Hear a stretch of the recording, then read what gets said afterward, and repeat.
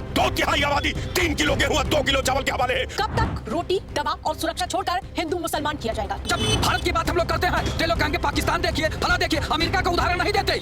मरते लोग मुद्दा नहीं चुनावी शोर हो गए हैं क्या? कि अगर अंधे को सूर भी दिखाई पड़े तो फिर जो है दुनिया में कोई चीज की कमी ही न रह जाए। धर्म की आड़ में सत्ता चलेगी तो जनता की आवाज कौन सुनेगा? और जनता की नजरों में जिस वक्त दिन गिर जाएंगे वो किसी भी पार्टी का नेता हो तो वो फिर जनता माफ नहीं करेगी। आज सवाल नहीं पूछेंगे तो कल कोई सुनने वाला नहीं होगा। देश को बेच डाला, ईडी नहीं खरीदी, सीबीआई नहीं खरीदा, इलेक्शन कमीशन नहीं खरीदा, कितना कुछ तो बेच खरीद लिया। नमस्कार, आप देख रहे हैं प्राइम टीवी। मैं हूं आपके साथ आरती तिवारी। आज हमारे देश में क्या चल रहा है? कोई इसे मजहब का रंग देने का कोशिश कर रहा है, लेकिन बड़ा सवाल यह है कि लोग क्यों आखिरकार मिलावटी खाने पर सवाल नहीं पूछ रहे हैं? क्यों आखिरकार कई ऐसी जगह है जहां पर चूहे के काटने से लोगों की मौत हो जा रही है, जहां स्कूलों की छतें गिर रही हैं, लेकिन सवाल दरकिनार नजर आता है। और इसके अलावा जब इंदौर जैसा शहर जो सबसे सुरक्षित और साफ पानी के लिए जाना जाता है, वहां लोग दूषित पानी पीने से मर रहे हैं। सवाल पूछ लो तो बेशर्म मंत्री बोलते हैं क्या घंटा जवाब देंगे, और वहीं जब उनसे मजहब पर सवाल पूछ लो तो उनकी जबान लड़खड़ाती नहीं है। और इसी मुद्दे पर हम लोगों से जानेंगे कि इस समय धर्म के नाम पर किस तरह की सियासत क्यों हो रही है, चाहे सत्ता पक्ष हो या फिर विपक्ष। इस पर जबरदस्त तरीके से धर्म को लेकर सवाल पूछने पर वो लड़खड़ाते नहीं है। जब जमीनी मुद्दों की बात करो तो वो मुद्दे गायब क्यों हो रहे हैं? तो मेरी मौजूदगी है लखनऊ के दारुल शफा में, जहां लोगों के बीच हम पहुंच चुके हैं और उन्हीं से जानेंगे कि आखिरकार देश हमारा किस ओर जाता हुआ नजर आ रहा है। आप क्या कहेंगे, जहां एक तरफ तमाम समस्याएं लेकिन मजहब रंग तक कहां तक सीमित है? पत्रकार महोदया, सबसे बड़ी बात है कि भारत में इस समय भारतीय जनता पार्टी की अधिकांश प्रदेशों में और देश की जो है सरकार जो है भारतीय जनता पार्टी का है। और आप अभी देखा होगा कि विजय वर्गीय जी मंत्री हैं और किस तरह की बात कर रहे हैं। जिस देश में आज भी दूषित पानी जनता पीने पे मजबूर हो और उसके बाद भी ये लोग पानी भी स्वच्छ मुहैया नहीं करा पा रहे हैं, और उसके बाद कौन सी भाषा में पत्रकारों से बात कर रहे हैं, तो सोच लीजिए जिस दिन चौथा स्तंभ समाप्त की ओर जाएगा उस दिन तो ये लोग और तानाशाह हो जाएंगे, बेलगाम हो जाएंगे, लोकतंत्र की हत्या हो जाएगी, संविधान की हत्या हो जाएगी, और जो जनता की आवाज है वो इन लोगों के कानों तक भी नहीं पहुंच पाएगी। अब ये लोग केवल हिंदू मुसलमान, पाकिस्तान और हिंदुस्तान की बात करते हैं, और जब भारत की बात हम लोग करते हैं तो ये लोग कहेंगे पाकिस्तान देखिए, फला देखिए, अमेरिका का उदाहरण नहीं देते, चीन का उदाहरण नहीं देते, बस केवल पाकिस्तान और बांग्लादेश की बात लेकिन आवाज कौन उठाएगा? विपक्ष भी तो वही राह पर है। हमने देखा है जिस प्रकार से पश्चिम बंगाल में हुमायूं कबीर कर रहे हैं, हम वहाँ पर बाबरी मस्जिद बना देंगे।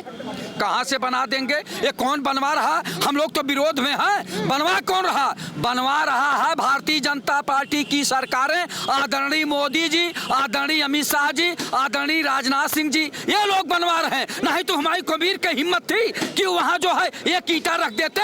आप बताइए, पूरी सरकार आपकी है, आपका गवर्नर है, आपका गृह मंत्री है, आपका विदेश मंत्री है, आपका रक्षा मंत्री है, आपका गृह मंत्री है, कैसे ईंट रखवा दिए? ये तो भारतीय जनता पार्टी का प्रायोजित कार्यक्रम है। उन्होंने ही साथ दिया कि वहाँ जो बाबरी मस्जिद का जो शिलान्यास करो, इसलिए कि उन्हें चुनाव लड़ना हिंदू मुसलमान करके और बाबरी मस्जिद के नाम पे चुनाव लड़ना, नहीं तो एक ईंट न रख पाते। बाबर कौन? हुमायूं बाबर हैं, एक ईंट भी न रख पाते। और जिस तरह का कार्यक्रम किया गया है, ये बताइए क्या है? ये इंसानों पे जो राजनीति कर रहे हैं ये गलत है। इस तरह का जो धार्मिक उन्माद फैला के राजनीति नहीं करना चाहिए। यहाँ चिकित्सा, शिक्षा, रोजगार, भ्रष्टाचार मिटाने पे जो है राजनीति होनी चाहिए, उस पर तो कोई बात ही नहीं कर रहा है। लेकिन ऐसे वो इस पर राजनीति कैसे होगी जब अखिलेश यादव वहाँ पर इटावा में केदारेश्वर मंदिर बनाने के पक्षधर है, सत्ता पक्ष विपक्ष सभी वही डगर पर जाते हुए नजर आ रहे हैं? अधिकार है सबका बनाने के लिए, जहाँ मौका मिलेगा वहाँ बनाएंगे।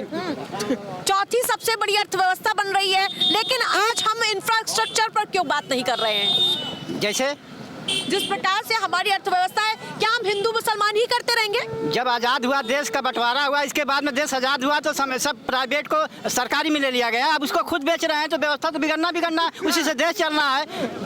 तो हम तो ऐसा ही गुलामी की तरफ जा रहे हैं जैसे अंग्रेज और उर्दू के समय में हम लोग गुलाम थे, तो फिर हम तो उसी में पहुँच गए। बिगड़ तो रही है, लेकिन उतने सत्ता पक्ष और विपक्ष दोनों ही तो जिम्मेदार होते ना। देखिए बहन जी, मैं आपको बताना चाह रहा हूँ जो इस समय हमारे देश की हालत है। जैसे अभी आपने कहा मजहब की बात, मजहब में क्यों ना लिया जाए। 12 से 17 तक समाजवादी पार्टी की सरकार में मुसलमान के प्रति एक तरफा फैसला लिया गया, हिंदू बहुत प्रताड़ित हुआ। इसके वजह से 17 से लेके 22 तक और 22 से फिर 27 को सरकार बनाने जा रही है, फिर 27 से हम लोग लेकर 32 तक बनाएंगे। अभी आपने देखा बांग्लादेश में, बंगाल में ममता बनर्जी का वोट बैंक बिल्कुल खसक गया है। उनका दिमाग बिल्कुल अपसेट हो गया है। वहाँ का जो मुस्लिम समाज है, जो बाबर के नाम से जो उन्होंने मस्जिद बनाने का एक प्रयास किया, ईंट रखने का जो कार्य किया, देखिए वो वहाँ की ममता बनर्जी की सरकार है, राज्य सरकार ममता बनर्जी की है। तो उनको इस पे लगाम लगाना चाहिए कि ऐसे धार्मिक उन्माद वाली घटनाओं को, जो आने वाली समय में घटनाएं होने वाली है, उस पर अंजाम ना दिया जाए। लेकिन मिलावटी खाना और जो कफ सिरफ का मामला भी आपने से कहा, और जो इंदौर सबसे सुरक्षित शहर माना जा रहा है, वहाँ लोगों को दूषित पानी पिलाया जा रहा है, उसके बारे में कौन बात करेगा? देखिए मैं बात करूंगा, जनता बात करेगी, सारे नेता बात करेंगे, लेकिन मंत्री जी तो उसको कहते हैं घंटा बात करेंगे। नहीं, मंत्री जी ने अगर ऐसा कहा तो गलत बात किया। अभी आप जो प्रकरण पे चल रही थी, उस प्रकरण की बात मैं बता दूं। अभी क्या कहते हैं, बंगाल में इन्होंने कहा है, ममता बनर्जी ने कहा है कि अमित शाह को, आपके साथ आपके पास आ गया होगा, अमित शाह को हम यहाँ पे घुसने नहीं देंगे। कहा है उन्होंने, किस हैसियत से उन्होंने कह दिया? भारतीय जनता पार्टी के कार्यकर्ता को जो है रोक नहीं पाओगी। वहाँ पे 1 करोड़ वोटर कायस्थ समाज का है। नितिन नवीन जी को वहाँ का जो हमारे यहाँ भारत देश का राष्ट्रीय अध्यक्ष भाजपा का बनाया गया है, इससे कायस्थ समाज वहाँ पे कई बार राज्य के प्रतिनिधित्व कर चुका है, कई बार वहाँ मुख्यमंत्री रहे हैं। कायस्थ समाज वहाँ पे इकट्ठा हो गया है और बंगाल में मुसलमान ममता बनर्जी को वोट देने को तैयार नहीं। ममता बनर्जी का दीदी का दीदा निकल चुका है, वहाँ पे इनका खेल अब खत्म हो चुका है। ठीक है, और लोग भी उनसे पूछेंगे जिस प्रकार से क्या बांग्लादेश और ईरान का मुद्दा उठाकर यहाँ के मुसलमानों को क्या डराया जा रहा है? क्या लोकतंत्र है, और जब सवाल पूछे जाते हैं तो मंत्री बोलते हैं घंटा जवाब देंगे। आपने देखा होगा, कैलाश विजयवर्गीय को आपने सुना होगा, हमारी मीडिया ने इस खबर को चलाया था और पूछा था। लेकिन अब बड़ा सवाल ये है कि आखिरकार चाहे सत्ता पक्ष हो विपक्ष हो, दोनों ही इसी राह पे जा रहे हैं, कौन आगे इस इंजन को चलाएगा? एक हम लोगों के यहाँ 312 दिन में एक होली आती है त्योहार, उसमें हर गांव में, शायद आप पूर्वांचल की रहने वाली हैं कि मैं नहीं, क्योंकि मैं पूर्वांचल में देखा हूँ जोगीड़ा गाया जाता है। तो एक पक्ष जो कहता है, दूसरा पक्ष बढ़ा करके उसी में जवाब देता है। विश्व का कौन ऐसा देश है जिसका 2/3 आबादी 3 किलो गेहूं और 2 किलो चावल के हवाले है? विश्व का एक देश का नाम बताइए, वो कौन है? भारत है। जिस प्रकार से अब हम और लोगों से पूछेंगे कि क्या चौथी अर्थव्यवस्था तो हमारी बन गई है, क्या इंफ्रास्ट्रक्चर पर बात नहीं होनी चाहिए क्या? देखिए, बात जिस मुद्दे पे होनी चाहिए सरकार ही नहीं चाहती उस पे, क्योंकि सरकार जो आई है नफरत की एक बुनियाद बना करके, एक बॉर्डर बना करके, आज बहुत हमें रोना होता है कि हमारे देश में किसान मर रहा है। दवा के लिए कैंसर, आज अगर सर्वे देखा जाए, कैंसर से भारत में रोगियों की संख्या बहुत ज्यादा बढ़ गई है, दवाएं नहीं मिल पा रही हैं। मीडियम क्लास का व्यक्ति अपने बच्चों की अच्छी शिक्षा नहीं दे सकता, प्राइवेट सेक्टर को इतना हावी कर दिया गया है। लेकिन मात्र कुर्सी के लिए हमारे देश के नेता, हमारे देश की सरकारें लामबंद हो गई हैं कि आज हम भारतीय नहीं हैं। जब देश आजाद हुआ था तो भारतीय बन करके एक स्वर में अपने लहू को बहा करके आजाद किए थे। आज यही सरकार में जब आ जाने के बाद जातियों की बात करने लगती है। कहीं अब बाबरी मस्जिद बनने शुरू हो गई। अगर शाहरुख खान एक प्लेयर खरीद लेता है, बीसीसीआई ने निर्णय ले लेता है, तो केंद्र सरकार निर्णय ले ले। कौन रोका है आपको कि हिंदू मुसलमान पे बात नहीं होगी, मंदिर मस्जिद पे बात नहीं होगी? अगर यही होगी तो भारत का नौजवान एक गुलामी की तरफ जा रहा है, अशिक्षा की तरफ जा रहा है, रोग की तरफ जा रहा है, छिनैती लूट हत्या की तरफ जा रहा है, इसका दोषी कौन होगा? इसलिए इस देश में मानवता इंसानियत के ये रामकृष्ण का देश रहा, बौद्ध का देश रहा है, रविदास जी का देश रहा है। ये एक गंगा जमुना तहजीब का एक देश हमारे पूरे विश्व में विख्यात है। बात केवल वही नेता हिंदू का पाठ पढ़ाते हैं और उनसे पूछा जाए कि मांस खाते हो आड़ में, तो बता देंगे हाँ ये टेस्ट इसमें ज्यादा है। अब पाठ पढ़ाएंगे मंच से, तो ये हमारे भारत की राजनीति कमजोर हुई है, घटिया किस्म के हो रही है।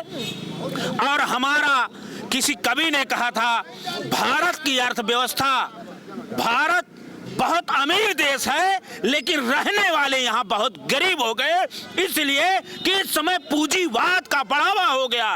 पूंजीपतियों के लिए अलग कानून बन गया है, गरीबों के लिए अलग कानून बन गया है।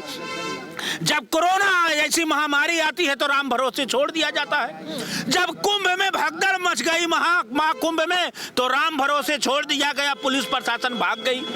तो ये देश में बड़ी विडंबना है।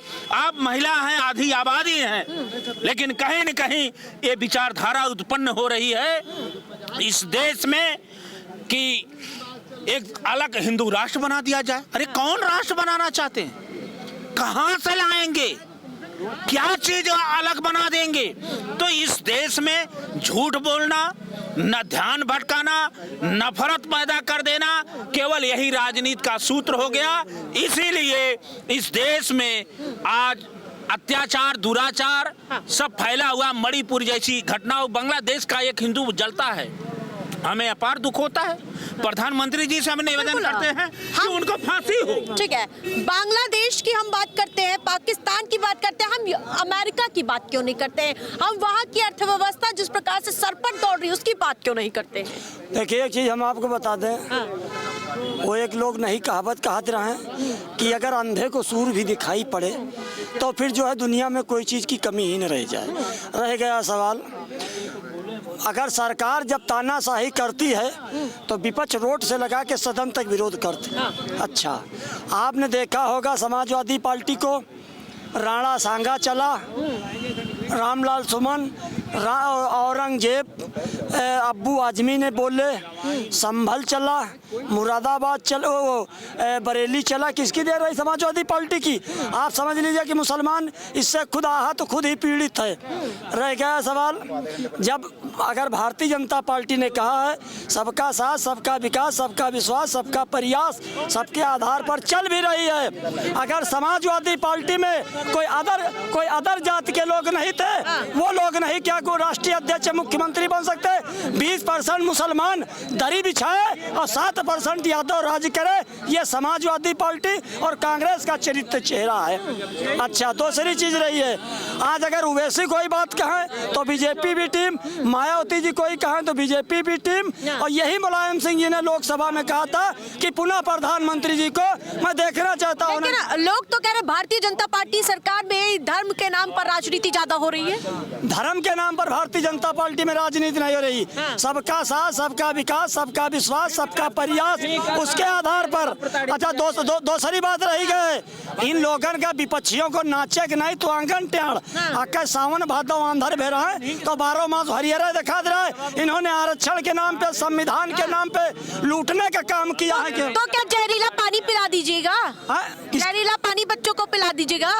अरे विपक्ष के लोग क्या चूड़ी पहने बैठे? इन लोगों को रोड पे उतरना चाहिए। विपक्ष खुद सीबीआई से डर रहा है। अगर अखिलेश यादव जी एक बार कहीं रोड पर उतरे हो, केवल एसी में बैठ के टूट करते हैं, लिखते हैं। अरे हम आपको बता दें, आने वाले समय में मुसलमान निकलते दोनों समाजवादी पार्टी के पहिया पिंचर हो जाएंगे। और रही आपने बात बांग्लादेश पाकिस्तान की है, तो बांग्लादेश को बंटवाया नेहरू जी ने और गांधी जी ने, और बांग्लादेश को 1971 में इंदिरा जी ने कराया। सवाल तो उनसे पूछिए, पहले तो जब देश आजाद हुआ था बांग्लादेश पाकिस्तान तो एक ही में था। और लोग हैं, उनसे भी बात करेंगे कि आखिरकार मौजूदा स्थिति पे कौन बात करेगा। जिस प्रकार से कभी कोई कफ सिरप से मर रहा है उसकी कोई बात नहीं करना चाहता है, लेकिन जिस प्रकार से और लोग भी है, आप क्या कहेंगे इस पूरे मामले में? देखिए, पूरी तरह से देश की राजनीति जो है रसातल में जा रही है।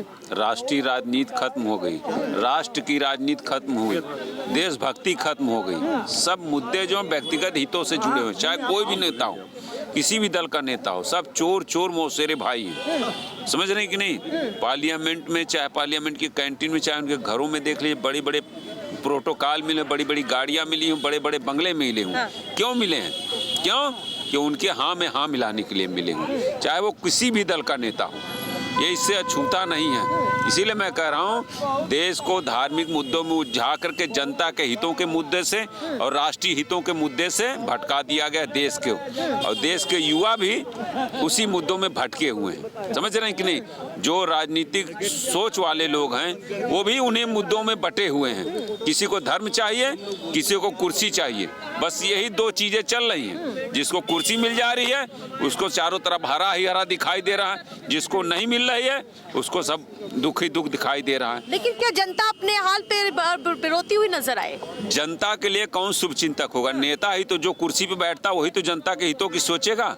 लेकिन जब वो अपने हितों के बारे में सोचेगा और अपने पार्टी के हितों के बारे में, अपने कार्यकर्ताओं के हितों के बारे में सोचेगा, तो जनता के मुद्दे तो नदारद रहेंगे।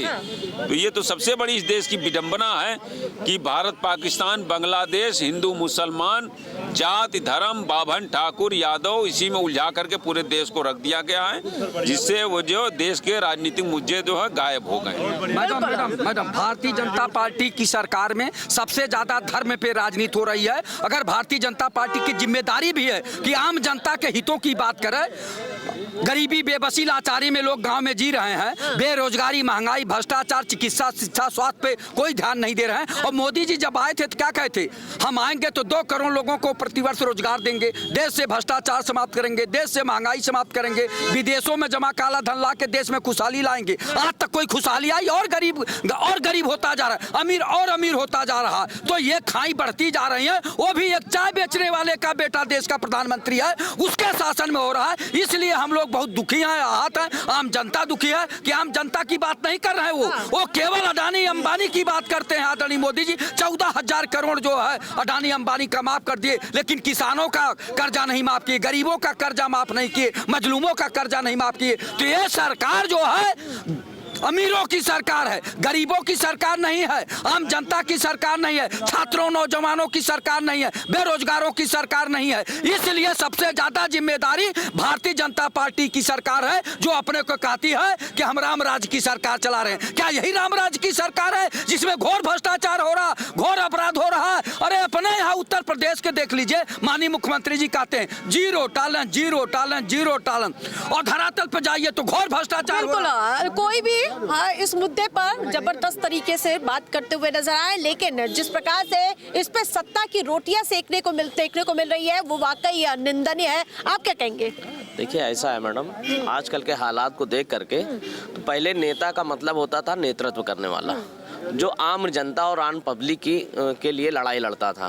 पहले सुनते थे कि लोग लड़ाई लड़ रहे हैं, रोड नहीं बनी, बिजली की व्यवस्था ठीक नहीं है और महंगाई बहुत है। इन सब मुद्दों से भटका करके आज जो नेतृत्व लोग कर रहे हैं वो चाहते हैं कि मैं विधायक बनूं, सांसद बनूं, मंत्री बनूं, हमारी सरकार आए। और कुछ लोग 500 रुपए के लिए चले आते हैं, जो कुछ भी राजनीतिक फायदे के लिए 500 रुपए मिल गया उनको जेब में, और वो राजनीतिक फायदे के लिए अपनी डिबेट कर रहे हैं। और कुछ लोग जो हैं चाहते हैं मैं विधायक बन जाऊं, मैं मंत्री जी का खास बन जाऊं, मैं विधायक जी का खास बन जाऊं, जिससे मेरे बच्चों की अच्छी परवरिश। ठेले वाले, खुंचे वाले और जो गली गली बेचारे रिक्शा चला रहे हैं, इन लोगों की बात आज कोई नहीं कर रहा है। इन लोगों का परिवार 200-300 रुपए में चलने में बड़ी मुश्किल है, और इन मुद्दों पर कोई बात नहीं करेगा। जो आदमी की गरीबों की बात है, इन लोगों की कोई बात नहीं। सारी बातें मंत्री जी बन जाएंगे, विधायक बन जाएंगे, उनके बच्चे विदेशों में पढ़ेंगे, वो अपना बढ़िया लग्जरी लाइफ जी रहे हैं, बड़ी बड़ी गाड़ियों में घूम रहे हैं। लेकिन सब मसला ये है कि कैसे इन सब चीज़ों को सुधारा जाए। इन सब चीज़ों को सिर्फ आम पब्लिक तक, अगर हम आप जैसे रिपोर्टर हमारी बात को आम जनता तक पहुंचाते हैं, तो वो इस चीज की व्यवस्था के लिए चुनाव में अपने हिसाब से वोट डालें और जनता को चुने। लेकिन बड़ा सवाल ये कि चुनावी राज्यों में क्यों ही हिंदू मुसलमान खतरे में हो जाते हैं? इधर लाइए, ये हिंदू मुसलमान कोई खतरे में नहीं है। अगर आप हिंदू की बेटी हैं तो हमारी भी बहन, और हमारी बहन है तो आपकी भी बहन। रह गया सवाल इन लोगों का, विपक्षियों का, जहाँ से हिंदू मुस्लिम चालू हुआ है वो समाजवादी पार्टी से चालू हुआ है। जब समाजवादी पार्टी से चालू हुआ है तो इसी से आप व्याख्या कर लीजिए। ये जो सपा की सरकार का आप आंकड़ा उठाएंगे तो जब मुजफ्फरनगर में मुसलमानों के घर जल रहे थे तब सैफई में हीरो हीरोइन नाच रहे थे, और प्रतापगढ़ में जियाउल हक सीओ की हत्या हुई थी। ये विकास हो रहा था समाजवादी पार्टी की सरकार में। अब रह गया है कहने के लिए तो आदमी कुछ भी कहे, बाकी अगर इस तरीके से भारतीय जनता पार्टी चल रही सरकार तो आप आज केवल सपा वाले कहते हैं कि भाजपा तुम्हारी दुश्मन कुछ है। लोग आपके बयान से खुश नहीं, उनसे हम और आगे बढ़ेंगे, और लोग भी हैं, उनसे बातचीत करेंगे कि आखिरकार जमीनी मुद्दे को कौन उठाएगा। ना सत्ता पक्ष उस मुद्दे पे बात करने के लिए तैयार है, ना विपक्ष। विपक्ष पीडीए की राजनीति करता है और सत्ता पक्ष तो आप जानते ही होंगे। बिल्कुल नहीं, देखिए विपक्ष दिशाहीन हो चुका है और विपक्ष उलूल जुलूल के जनता के मुद्दे उठा नहीं रहा है। और हमारी भारतीय जनता पार्टी सरकार जो है वो जनता के हित के काम कर रही है। कुछ कमियां हैं, कुछ सरकार के अधिकारियों के जो पूर्ववर्ती सरकारों द्वारा अधिकारी बैठाए गए उनके द्वारा कुछ कमियां बढ़ती जा रही जनता के प्रति, उन पे सुधार करने की जरूरत है। उस पे काम चल रहा है और उस पे हिदायत दी जा रही है, सरकार के संज्ञान में लाया जा रहा है। जो वो गड़बड़ कर रहे हैं जनता के बीच में जा करके उन अधिकारियों को पनिशमेंट दिया जाएगा। जैसे अभी कब सीरप वाले में आपने देखा होगा, उसमें बहुत बड़ा सिंडिकेट था, ये सपा समर्पित सिंडिकेट था, लेकिन उसमें जांच, अब ये लोग चाह रहे थे तुरंत इस पर कार्रवाई हो, लेकिन माननीय योगी जी आदित्यनाथ जी की सरकार है, गांधी सरकार, वो तह तक जाएगी। जो मेन सिंडिकेट छोटे तो फंस ही रहे हैं, जो अब एक वो दुबई भाग गया है शिवम, अब उसको लाने की बात चल रही है और उसके ऊपर और उसके साथ 2 लोगों को, तो शिकंजा सबके ऊपर कसा जाएगा। इसमें कहीं न कहीं समाजवादी पार्टी के सरकार के बड़े लोग, बड़े नेता जो इसमें संलिप्त हैं, उनकी संलिप्तता में 2016 में इनको वो दिया गया लाइसेंस और वो उसी आधार पर लोगों ने कहा। कितनी शर्म की बात है कि जब जो सबसे सुंदर, सबसे सुरक्षित शहर इंदौर, जहाँ आप जानते होंगे क्योंकि टॉप लिस्ट में भी रहा है, वहाँ पर 8 परिवार किस तरह से मातम में घिर जाता है। वहाँ के बेशर्म मंत्री का जो बयान आता है वो कहते हैं कि घंटा जवाब देंगे, उस पर क्या कहिएगा? नहीं, देखो कुछ नेताओं की जवान में लगाम नहीं है। बड़े नेता है, दिग्गज नेता हो, देखो दिग्गज नेता तो जनता ही बनाती, वो अपने आप में बने रहें और जनता की नजरों में जिस वक्त दिन गिर जाएंगे, वो किसी भी पार्टी का नेता हो, वो फिर जनता माफ नहीं करेगी। और उनको जो बड़े नेता है तो उनको सोच समझ के बयान देना चाहिए, उनको उलूल बयान नहीं देना चाहिए आप, और उनको जवाब देने के पहले सोचना चाहिए। हम लोग छोटे नेता, हम लोग तो कुछ मानो जवान से एक बार निकल जाए, लेकिन हम लोगों की जवान से नहीं निकल रहे। लेकिन वो जो वहाँ की इंदौर वाली बात है वो शर्मनाक है, उस पर सरकार को ध्यान देना चाहिए और सरकार उस पर त्वरित कार्रवाई करे और लोगों के ऊपर जो उसमें दोषी हो ऐसा नहीं है।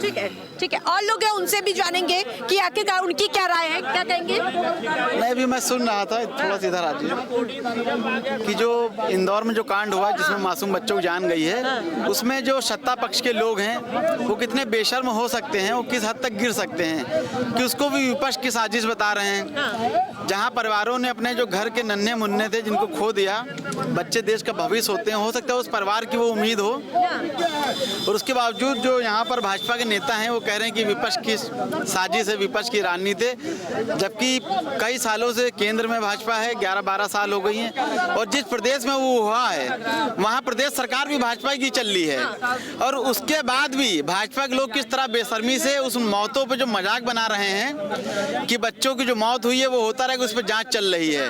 और जब मंत्री जी से पूछा तो मंत्री जी किस तरह आप शब्द का प्रयोग कर रहे हैं, इससे भाजपा के चाल चरित्र और भाषा और जो उनकी कार्यशैली है इससे पता चलता है कि कितने असंवेदनशील हैं ये लोग।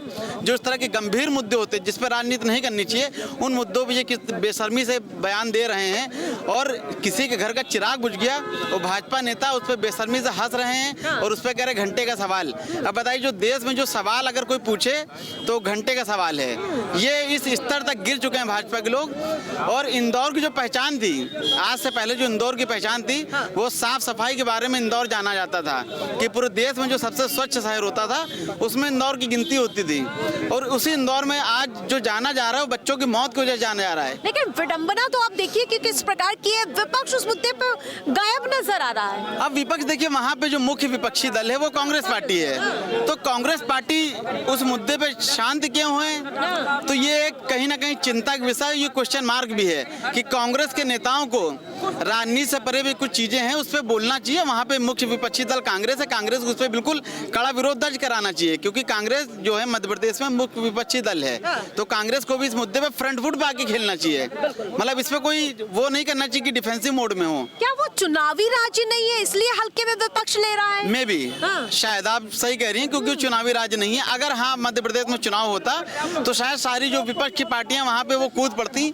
जिस तरह अभी आपने देखा होगा बंगाल में इस वर्ष चुनाव होने हैं विधानसभा के, तो बंगाल में तो सारा अगर कोई घटना होगी तो वहाँ पे तो भाजपा के भी जाएंगे, कांग्रेस के भी जाएंगे और जो अन्य विपक्षी दल हैं वो भी उस पर बोलेंगे।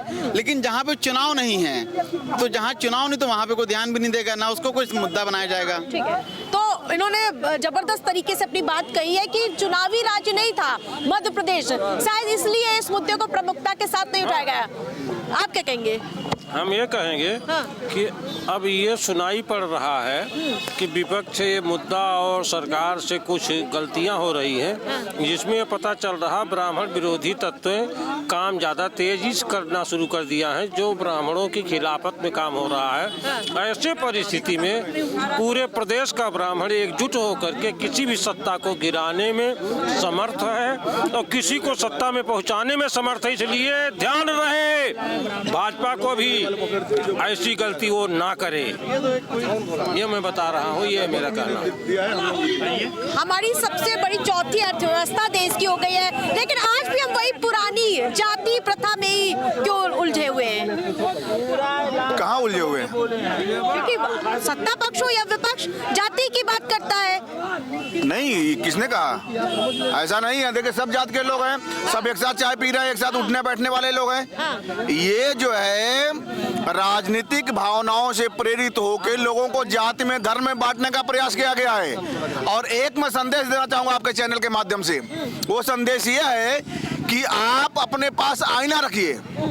आईना रखने से आपको, आईना जब देखेंगे तो आपको अपनी कमी नजर आएगी। लेकिन आजकल क्या है, नेता हो, राजनेता हो या लोग हो, दूरबीन से देख रहे हैं, तो दूरबीन से हमेशा दूसरे की कमी नजर आएगी। इसलिए पहले आईना दिखाया जाए इन नेताओं को, राजनेताओं को, जो बेलगाम बयान दे रहे हैं, अनुशासनहीनता का दर्शाने वाला बयान दे रहे हैं। बिल्कुल नहीं, जातिगत धर्मगत भावना से परे होकर देश को सशक्त करने की बात है, देश को समर्थवान करने की जरूरत है। भारतीय जनता पार्टी जो जीरो टॉलरेंस पर योगी जी की सरकार चल रही है वो सराहनीय है, लेकिन किन्हीं मामलों में उनको, अपने मंत्रियों को, अपने विधायकों को उनके रवैया पर नजर रखना पड़ेगा कि वो इस तरह का बयानबाजी न करे जो किसी वर्ग विशेष पर भावनाओं को ठेस पहुंचाए। बिल्कुल, आप क्या कहेंगे? ठीक है, आप लाइव चैनल का लुत्फ उठाते उठाते बताइए अपनी बात। जो मध्य प्रदेश का मंत्री बोला है घंटा शब्द, तो मध्य प्रदेश के मुख्यमंत्री महोदय जी से अपील है चैनल के माध्यम से कि अपने मंत्रिमंडल के नेताओं के जबान पर लगाम लगाना। नेता जो है जनता बनाती है, कोई नेता पैदा होकर के नहीं आता है, जनता जो है नेता बनाती है, जनता नेता बनाती है जो है। तो मध्य प्रदेश के मुख्यमंत्री महोदय अपने मंत्रियों के ऊपर ये लगाम लगाओ। घंटा शब्द क्या होता है बताइए? घंटा शब्द क्या होता है? अगर यूपी में देखा जाए तो घंटा शब्द को लोग गाली कहते हैं, अशब्द की भाषा होती है घंटा शब्द। अब मंत्री महोदय अगर ये शब्द कह रहे हैं कि घंटा कर लोगे, तो पहले वो अपने जबान पर विराम लगावे, मध्य प्रदेश की जनता के सामने वो माफी मांगे। जो मंत्री महोदय है जो है, घंटा शब्द कोई शब्द तो नहीं होता है। और रह गई जो है, अब उत्तर प्रदेश की बात में आ जाइए। मुख्यमंत्री महोदय तो बहुत अच्छे हैं, मुख्यमंत्री महोदय द्वारा शासन भी बहुत सही चल रहा है, लेकिन कुछ ऐसे कर्मचारी हैं कि जो सरकार को बदनाम करने का काम कर रहे हैं, वही कर्मचारी जात में बदलने का काम कर रहे हैं जो है। तो इस मुद्दे को लेकर के भारतीय जनता पार्टी के मुख्यमंत्री और भारतीय जनता पार्टी के संगठन के लोगों को एक बार विचार विमर्श करना होगा जो है। और राजनीति जो होती है, कोई छोटा नेता बड़ा नेता नहीं होता है। हम पहन करके नहीं विधायक बन पाए तो हम छोटे नेता हो गए, और कोई पहन करके विधायक बन गया तो मंत्री बन गया जो है।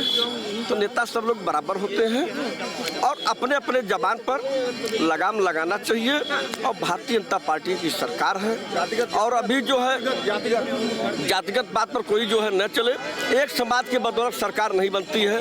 सर्व समाज जब वोट देता है तब सरकार बनती है, जनता वोट देती है। और मंत्री बन जाओगे, विधायक बन जाओगे, क्या जनता का शोषण करने के लिए? मंत्री बन जाएंगे, विधायक बन जाते हैं, जनता ही को भूल जाते हैं। तो जो जनता को भूलता है वही सत्ता से दूर हो जाता है। इसी वास्ते हर 5 साल पर चुनाव होता है।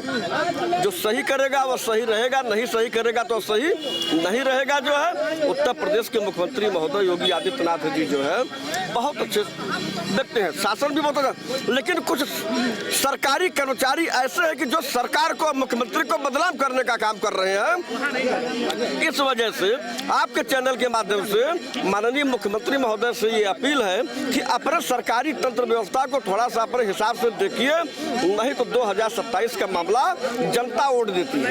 बिल्कुल, जनता ही सर्वोपरि है और जनता ने बताया है कि हिंदू मुसलमान से आगे बढ़ जाइए और यही वो अच्छा मौका होगा। और आपने देखा कि 27 में चुनाव है और इसके अलावा आपको बताते चले, जनता ने कहा है कि हमारे मुद्दों की जो बात करेगा हम उसी से ही बात करेंगे। क्या कहेंगे? क्या कहना है आप बताइए। कब सिर्फ मामला होता है वो कोई उठाने के लिए तैयार नहीं रहता है। अभी हमने देखा था वहाँ पे पानी का मुद्दा किस प्रकार से उठा, लेकिन कोई विपक्षी दल उस पर भी बात करने के लिए तैयार नहीं रहता है। विपक्ष के पास है ही क्या है जो बोलेगा।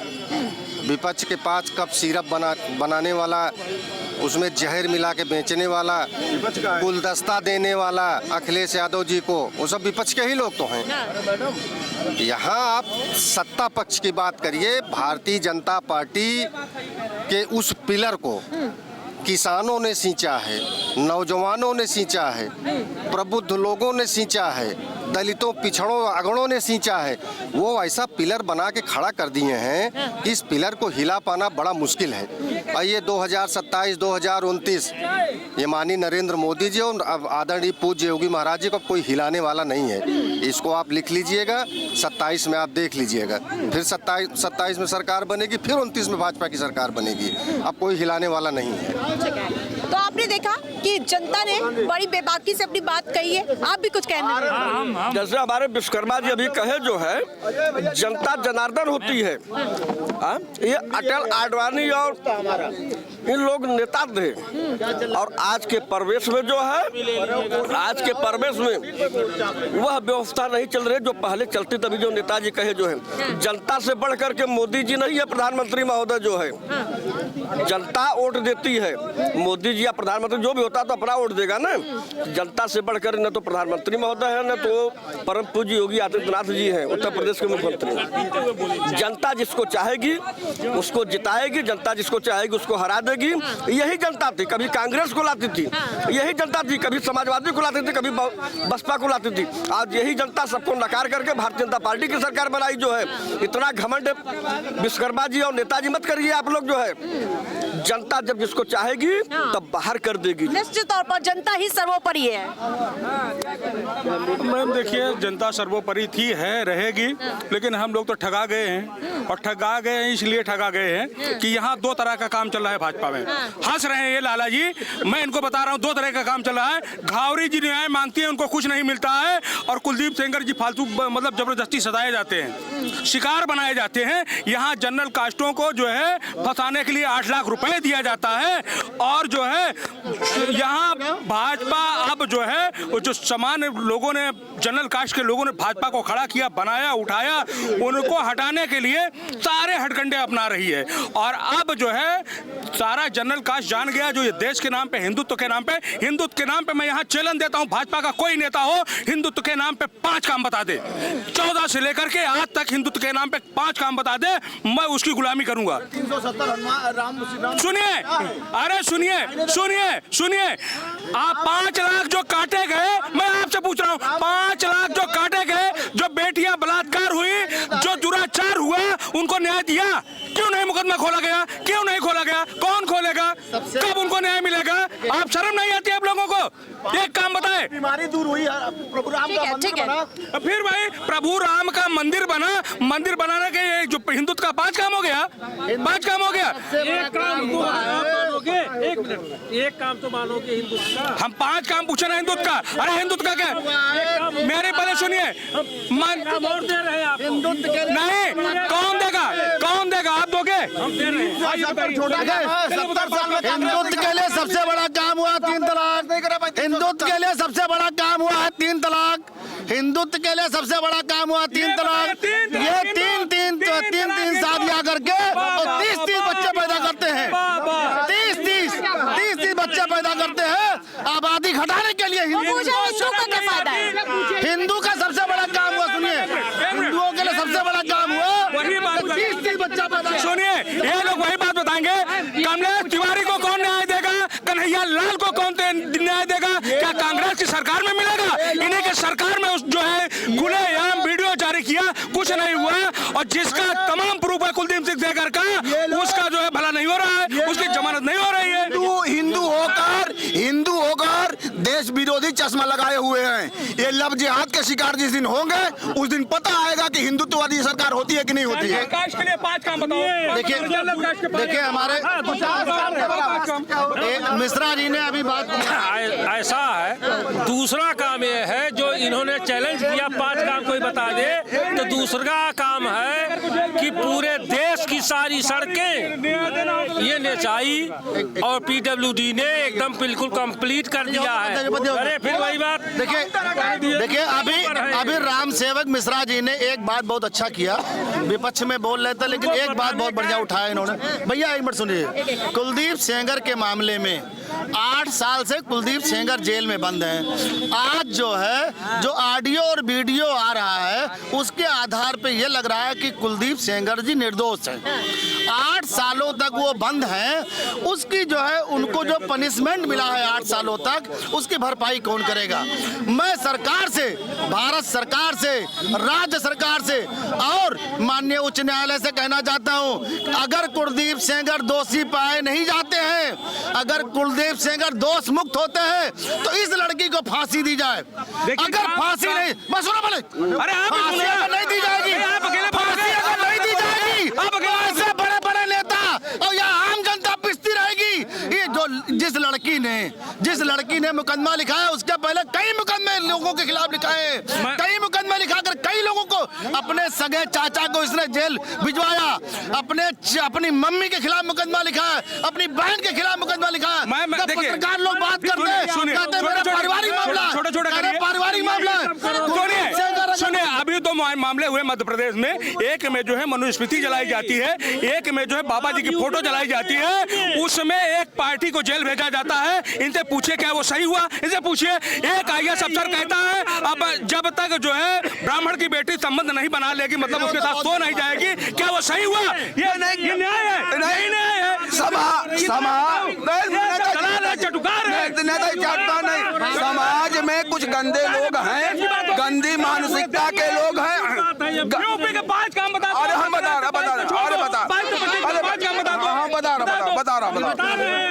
ये ओछी मानसिकता के लोग हैं और भारतीय जनता पार्टी वो किसी एक जात विशेष की बात नहीं करती और ब्राह्मण समाज किसी के रहमो करम पे नहीं है। वो अगर किसी के यहाँ कथा वार्ता भी करने जाता है तो वो सर्व समाज की उन्नति की वो करता है, धर्म की जय हो, अधर्म का नाश हो, प्राणियों में सद्भाव हो, विश्व का कल्याण।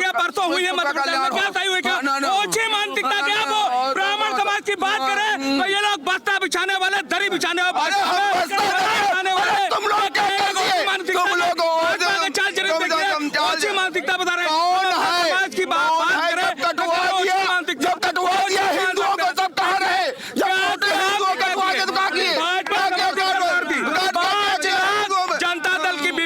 प्रधानमंत्री थे जब कश्मीर में 5 लाख लोग काटे गए तो भाजपा समर्थित सरकार थी, भाजपा समर्थित सरकार थी।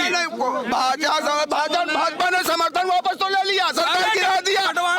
जब सरकार है तो क्या हुआ? कितने साल हो गया? संविधान में लिखा है, देश को बर्बाद करने का इन लोगों ने ठेका उठा रखा है और ये इन लोगों ने लेकर के खोपड़ी में चलेंगे, समझ गए। और ये लोगों के कहने को समझ गए और समझ गए, संविधान काट देंगे। बीजेपी के मैं 10 काम बता सकता हूँ आप लोगों को, आप लोग ध्यान से सुनिएगा। 5 का पेट्रोल 100 में, 50 का डीजल 100 में, 400 का सिलेंडर 1400 रुपए में, है ना। डॉलर 90 रुपए से ऊपर। हर सरकारी संस्थाएं चाहे ईडी हो, सीबीआई हो, सबको खरीदा।